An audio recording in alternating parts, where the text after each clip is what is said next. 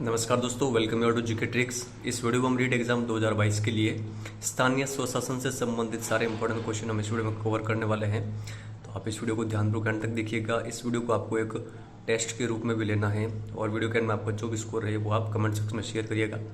इस वीडियो की शुरुआत करते हैं। कौन से संविधान संशोधन विधेयक के द्वारा पंचायती राज व्यवस्था को अपनाया गया था? 61वां संविधान संशोधन, 73वां संविधान संशोधन, 74वां संविधान संशोधन या फिर 86वां संविधान संशोधन? देखिए, करेक्ट आंसर होगा पंचायती राज व्यवस्था को अपनाया गया था 73वें संविधान संशोधन के द्वारा। ये कब हुआ था? 1992 में। तो ये आप ध्यान रखिएगा। किस संविधान संशोधन अधिनियम से नगरीय स्वशासन संस्थाओं को प्रभावी व सशक्त स्थिति प्राप्त हुई? 44वें संविधान संशोधन के द्वारा या फिर 74वें संविधान संशोधन के द्वारा, 42वें संविधान संशोधन के द्वारा या फिर 73वें संविधान संशोधन के द्वारा? देखिए, करेक्ट आंसर होगा ऑप्शन नंबर सेकंड, 74वें संविधान संशोधन के द्वारा। ये आप ध्यान रखिएगा। और ये कब हुआ था? तो ये भी 1992 में ही हुआ था। तो ये आप ध्यान रखिएगा। ग्राम सभा का गठन होता है ग्राम पंचायत क्षेत्र की मतदाता सूची में पंजीकृत सदस्य से या फिर ग्राम पंचायत क्षेत्र में निवास कर रही समस्त जनता से, पंच, सरपंच और उप सरपंच से मिलकर पंचायत समिति क्षेत्र में पंजीकृत समस्त मतदाताओं से। आप बताइए यहाँ पर सही आंसर क्या होगा? देखिए, करेक्ट आंसर होगा ग्राम सभा का गठन होता है ग्राम पंचायत क्षेत्र की मतदाता सूची में पंजीकृत सदस्य से। ये आप ध्यान रखिएगा। राजस्थान में प्रचलित निम्न में से कौन सी नगरीय स्वशासन की संस्था नहीं है? नगर पालिका, नगर पंचायत, नगर परिषद या फिर नगर निगम? देखिए, करेक्ट आंसर होगा ऑप्शन नंबर सेकंड, नगर पंचायत। राजस्थान में आधुनिक त्रिस्तरीय पंचायती राज व्यवस्था का शुभारंभ कब व कहां से हुआ? आप बताइए यहाँ पर सही आंसर क्या होगा? 2 अक्टूबर 1959 नागौर से या फिर 2 अक्टूबर 1969 नागौर से, 2 अक्टूबर 1959 पाली या फिर 2 अक्टूबर 1959 भीलवाड़ा? देखिए, करेक्ट आंसर होगा पंचायती राज व्यवस्था का शुभारंभ हुआ था 2 अक्टूबर 1959 नागौर से। इसका शुभारंभ किसके द्वारा किया गया? तो जवाहरलाल नेहरू के द्वारा। तो ये आप ध्यान रखिएगा। किसके अनुसार स्थानीय स्वशासन का अर्थ है पूर्ण राज्य की अपेक्षा एक अंदरूनी प्रतिबंधित एवं छोटे क्षेत्र में निर्णय लेने तथा उसको लागू करने वाली सत्ता? जवाहरलाल नेहरू, ब्रिटेनिका शब्दकोश, अरस्तु की अर्थशास्त्र या फिर डॉक्टर राजेंद्र प्रसाद? देखिए, करेक्ट आंसर होगा यहाँ पर ये जो परिभाषा दे रखी है स्थानीय स्वशासन की, ये परिभाषा मानी है ब्रिटेनिका शब्दकोश ने। तो ये आपको ध्यान में रखनी है। निम्न में से कौन सा कथन असत्य है? प्राचीन समय में ग्राम सबसे छोटी इकाई थी जिसका प्रबंध ग्रामिक अधिकारी करता था। 10, 20, 100 एवं 1000 ग्रामों का अधिकारी क्रमशः दशप, विस्पति, सतपाल एवं सहस्त्रपति कहलाता था। चोल शासन के दौरान गांव में नाडु परिषदें कार्यरत थी। भारत में स्थानीय स्वशासन की संरचना 3 प्रकार की है। आप बताइए यहाँ पर असत्य कथन कौन सा है? देखिए, यहाँ पर जो असत्य कथन है वो है ऑप्शन नंबर फोर्थ। देखिए, भारत में स्थानीय स्वशासन की जो संरचना है वो है 2 प्रकार की। यहाँ पर 3 प्रकार दे रखे हैं जो कि गलत हैं। तो 2 प्रकार कौन कौन से? एक नगरीय स्वशासन, सेकंड ग्रामीण स्वशासन। ये आपको ध्यान में रखना है। कौटिल्य ने अर्थशास्त्र में नगरीय संस्थाओं को क्या कहा था? गोप, पुर, द्रोणमुख या फिर संग्रहण? देखिए, करेक्ट आंसर होगा कौटिल्य ने अर्थशास्त्र में नगरीय संस्थाओं को कहा था ऑप्शन नंबर सेकंड, पुर। तो ये आप ध्यान रखिएगा। और अर्थशास्त्र में ही ग्रामीण क्षेत्र का जो सरपंच होता था उसको गोप कहा जाता था। तो ये दोनों फैक्ट आप ध्यान रखिएगा, पुर वाला और गोप वाला। इसके अलावा ये फैक्ट भी आप ध्यान रखिएगा, अर्थशास्त्र में राज्य का विकेंद्रीकरण किसके संबंध में? मौर्य साम्राज्य के संबंध में। देखिए, उस समय सबसे छोटी इकाई होती थी ग्राम, सेकंड पर कौन था? 10 गांव का समूह संग्रहण, फिर 200 गांव का समूह कार्वटिक, फिर 400 गांव का समूह द्रोणमुख, फिर 800 गांवों का समूह स्थानीय। तो ये आपको ध्यान में रखना है। इसके बाद में ऊपर और कौन होता था? विषय, और विषय के ऊपर कौन होता था? प्रांत। तो ये आप ध्यान रखिएगा। आधुनिक राजस्थान के गठन से पूर्व राजस्थान की किस देशी रियासत में पंचायती राज कानून बनाया गया था? बीकानेर, जयपुर, सिरोही या फिर सभी? देखिए करेक्ट आंसर होगा ऑप्शन नंबर फोर्थ, सभी। इन सभी रियासतों में पंचायती राज कानून बनाया गया था राजस्थान में स्वतंत्रता से पूर्व। तो ये आप ध्यान रखिएगा। और नीचे वाले फैक्ट भी आपको ध्यान रखने हैं। इन तीनों के अलावा भरतपुर रियासत ने भी पंचायती राज कानून बनाया था और करौली ने भी पंचायती राज कानून बनाया था। तो देखिए बीकानेर ने 1929 में, जयपुर ने 1938 में और सिरोही ने 1943 में पंचायती राज कानून बनाया था, और भरतपुर ने 1944 और करौली ने बनाया था 1949 में। तो ये आप ध्यान रखिएगा। पंचायती राज की स्थापना में अग्रणी राज्य कौन सा है? गोवा, महाराष्ट्र, राजस्थान या फिर तमिलनाडु? देखिए करेक्ट आंसर होगा ऑप्शन नंबर थर्ड, राजस्थान। सभा और समिति नामक संस्थाओं का उल्लेख मिलता है ऋग्वेद में, महाभारत में, रामायण में या फिर बौद्ध साहित्यों में? देखिए करेक्ट आंसर होगा सभा और समिति नामक संस्थाओं का हमें उल्लेख मिलता है ऋग्वेद में। किस समिति की सिफारिश के आधार पर पंचायती राज व्यवस्था में त्रिस्तरीय योजना लागू की गई? बलवंत राय मेहता समिति, सादिक अली समिति, शिवचरण माथुर समिति, हरिश्चंद्र माथुर समिति? देखिए यहां पर करेक्ट आंसर होगा ऑप्शन नंबर फर्स्ट, बलवंत राय मेहता समिति। ग्राम पंचायत की विधायिका है? ग्राम पंचायत, ग्राम सभा, जिला परिषद या फिर नगर निगम? देखिए करेक्ट आंसर क्या होगा? ग्राम पंचायत की विधायिका होती है ग्राम सभा। ये आपको ध्यान रखना है। सेकंड नंबर यहां पर करेक्ट आंसर होगा। ग्राम पंचायत के मुखिया को क्या कहा जाता है? प्रधान, वार्ड पंच, सरपंच, इनमें से कोई नहीं? देखिए करेक्ट आंसर होगा ऑप्शन नंबर थर्ड, सरपंच। पंचायती राज व्यवस्था में मध्यवर्ती संस्था कौन सी है? पंचायत समिति, ग्राम सभा, जिला परिषद या फिर ग्राम पंचायत? देखिए करेक्ट आंसर होगा पंचायती राज व्यवस्था में जो मध्य स्तरीय संस्था है वो है पंचायत समिति। ग्रामीण स्थानीय स्वशासन की सर्वोच्च इकाई कौन सी है? ग्राम पंचायत, पंचायत समिति, नगर पालिका, जिला परिषद? देखिए करेक्ट आंसर होगा ऑप्शन नंबर फोर्थ, जिला परिषद। सर्वोच्च शहरी निकाय है नगर निगम, नगर पालिका या फिर नगर परिषद या फिर उपयुक्त सभी? देखिए करेक्ट आंसर क्या होगा? ऑप्शन नंबर फर्स्ट, नगर निगम। तो ये आपको ध्यान रखना है। राजस्थान पंचायत अधिनियम 1953 कब लागू हुआ? आप बताइए यहाँ पर सही आंसर क्या होगा? 1 जनवरी 1953, 1 अगस्त 1953, 1 जनवरी 1954, 1 अगस्त 1954? देखिए यहाँ पर जो करेक्ट आंसर होगा वो होगा ऑप्शन नंबर थर्ड, 1 जनवरी 1954 को लागू हुआ था राजस्थान पंचायत अधिनियम 1953। तो ये आप ध्यान रखिएगा। राजस्थान पंचायत समिति एवं जिला परिषद अधिनियम कब लागू हुआ? 1950, 1955, 1959 या फिर 1999? देखिए करेक्ट आंसर होगा राजस्थान पंचायत समिति एवं जिला परिषद अधिनियम ये लागू हुआ था 1959 में। तो ये आप ध्यान रखिएगा, ऑप्शन नंबर थर्ड हमारा करेक्ट आंसर होगा। राजस्थान के नगरीय क्षेत्रों में स्थानीय स्वशासन के लिए राजस्थान नगर पालिका अधिनियम कब बनाया गया?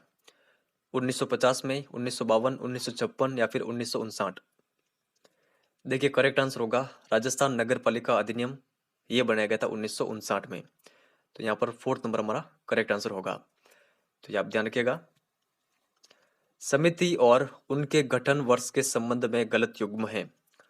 हरीशचंद्र माथुर समिति 1961, सादिक अली समिति 1963, गिरधारी लाल व्यास समिति 1975, हरलाल सिंह खर्रा समिति 1990, अरुण कुमार समिति 1996?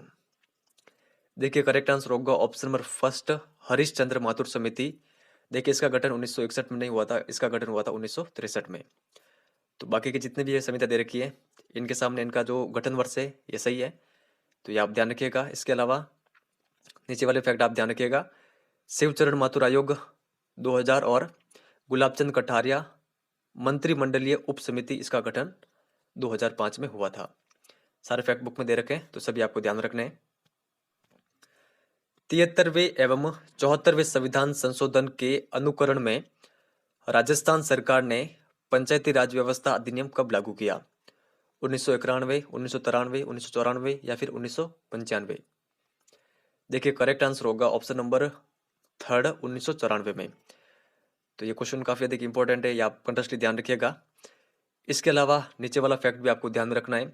देखिए 1994 में राजस्थान नगर पालिका अधिनियम जो कि 1959 में बना था, में संशोधन करके स्थानीय स्वशासन संस्थाओं को नवीन रूप दिया गया। तो ये आप ध्यान रखिएगा कब दिया गया, तो 1994 में। किस में संशोधन करके, तो राजस्थान नगर पालिका अधिनियम 1959 में। नगरीय स्थानीय स्वशासन के लिए वर्तमान में कौन सा राजस्थान नगर पालिका अधिनियम लागू है? 2004, 2005, 2008 या फिर 2009? देखिए करेक्ट आंसर होगा ऑप्शन नंबर फोर्थ 2009। तो ये आप ध्यान रखिएगा, वर्तमान में राजस्थान नगर पालिका अधिनियम 2009 लागू है।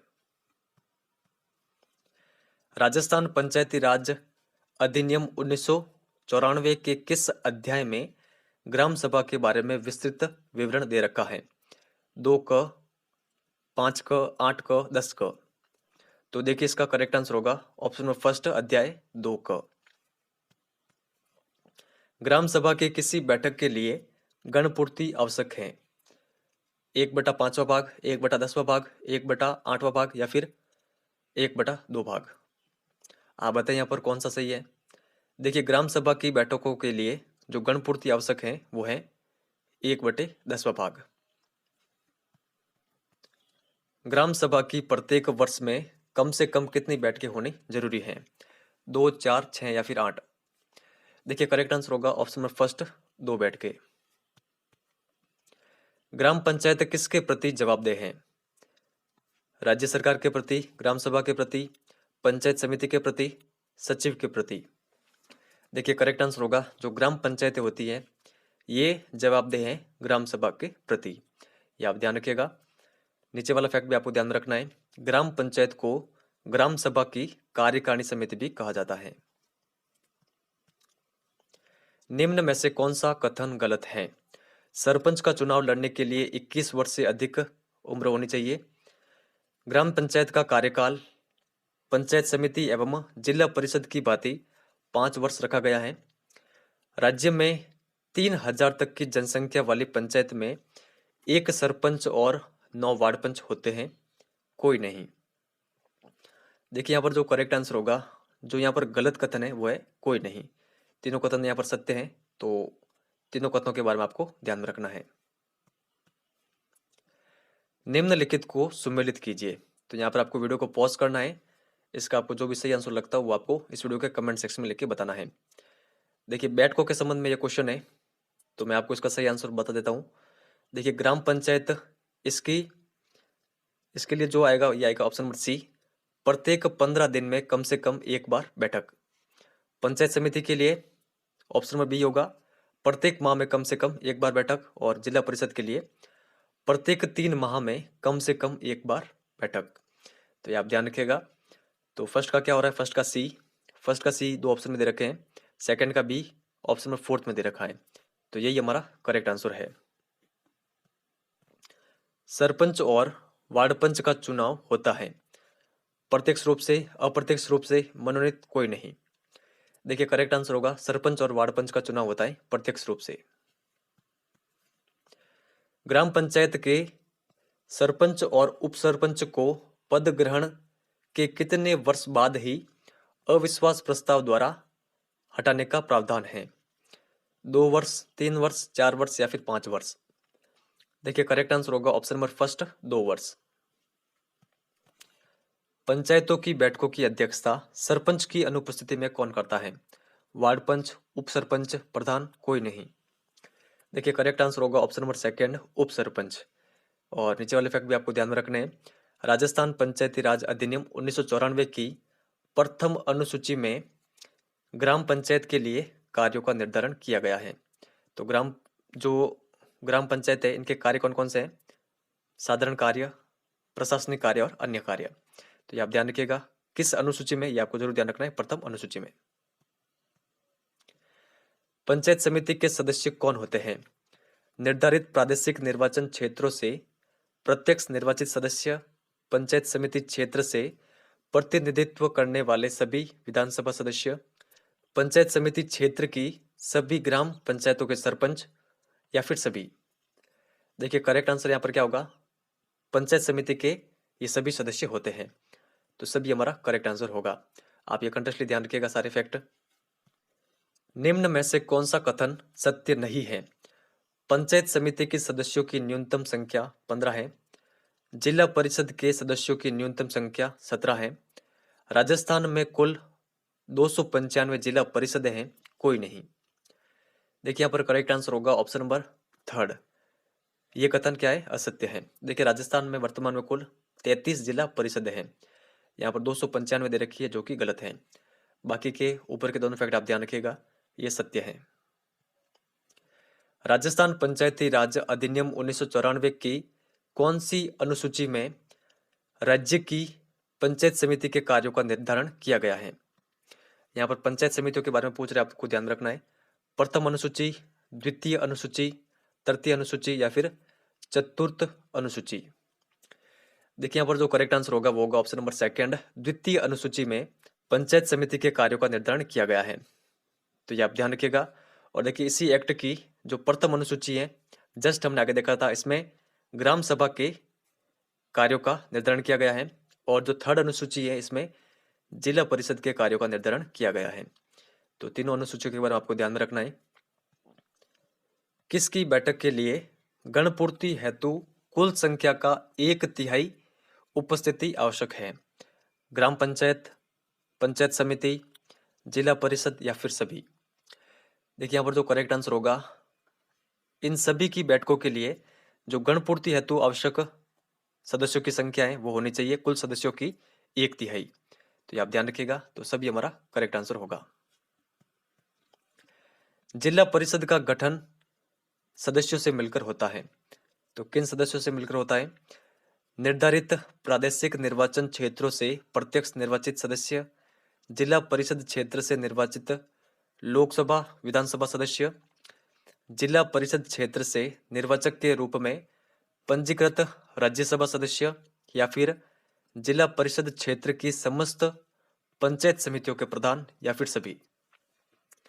देखिए यहाँ पर जो करेक्ट आंसर होगा वो होगा ऑप्शन नंबर 5। देखिए इन सभी से मिलकर गठन होता है जिला परिषद का, तो ये आप ध्यान रखिएगा।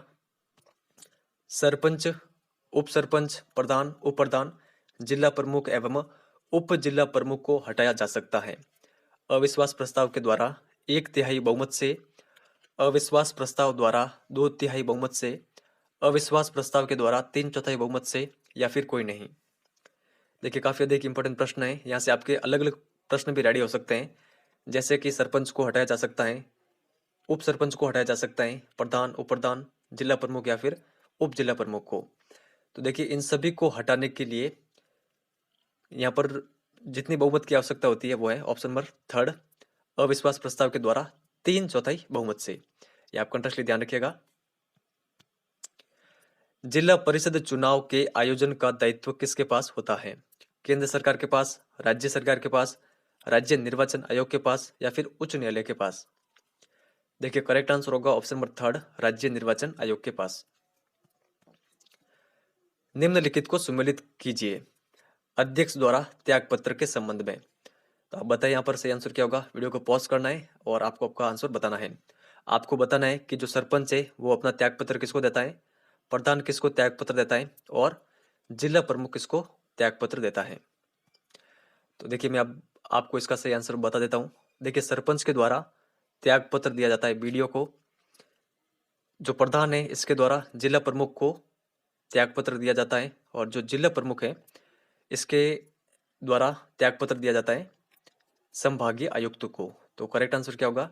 देखिए फर्स्ट का हो रहा है बी केवल सेकंड नंबर ऑप्शन में दे रखा है, तो यही हमारा सही आंसर होगा। निम्नलिखित को सुमेलित कीजिए निर्वाचित सदस्यों द्वारा त्यागपत्र के संबंध में। तो यहाँ पर आपको वीडियो को वापस पॉज करना है, इसका जो भी सही आंसर लगता हो कमेंट सेक्शन में लिख के बताना है। देखिए करेक्ट आंसर क्या होगा? निर्वाचित सदस्य पूछ रहे हैं, जो ग्राम पंचायत के निर्वाचित सदस्य हैं इनके द्वारा अपना त्यागपत्र दिया जाता है बीडीओ को। जो पंचायत समिति के निर्वाचित सदस्य हैं इनके द्वारा प्रधान को दिया जाता है त्यागपत्र, और जो जिला परिषद के जितने भी निर्वाचित सदस्य हैं इनके द्वारा जिला प्रमुख को अपना त्यागपत्र दिया जाता है। देखिए फर्स्ट का सी हो रहा है, सेकंड का बी और थर्ड का ए। तो करेक्ट आंसर क्या होगा? Option number fourth C B A. निम्नलिखित को सुमेलित कीजिए। प्रशासनिक अधिकारियों के संबंध में आपको बताना है कि ग्राम पंचायत का प्रशासनिक अधिकारी कौन है, पंचायत समिति का कौन है और जिला परिषद का कौन है। तो देखिए मैं आपको इसका सही आंसर बता देता हूँ। देखिए ग्राम पंचायत का प्रशासनिक अधिकारी है ग्राम सेवक, पंचायत समिति का है बीडीओ यानी ब्लॉक डेवलपमेंट ऑफिसर, और जिला परिषद का प्रशासनिक अधिकारी है सीईओ यानी चीफ एग्जीक्यूटिव ऑफिसर। तो करेक्ट आंसर क्या होगा? A B C, option number second. निम्न में से कौन सा कथन सत्य नहीं है? देखिए यहां से आपके 4 क्वेश्चन रेडी होंगे, सारे कथन देखते हैं। नगर निगम का अध्यक्ष महापौर होता है, नगर परिषद का अध्यक्ष सभापति होता है, नगर पालिका बोर्ड का अध्यक्ष नगर पालिका अध्यक्ष होता है, 5 लाख से अधिक जनसंख्या वाले स्थानों पर नगर परिषद की स्थापना की जाती है। तो आप बताएं यहाँ पर असत्य कथन कौन सा है? देखिए करेक्ट आंसर होगा ऑप्शन नंबर फोर्थ, 5 लाख से अधिक जनसंख्या वाले स्थानों पर नगर परिषद की स्थापना होती है। ये कथन गलत है। बाकी जितने भी कथन दे रखे हैं ये सत्य है, इन सभी के बारे में आपको ध्यान रखना है।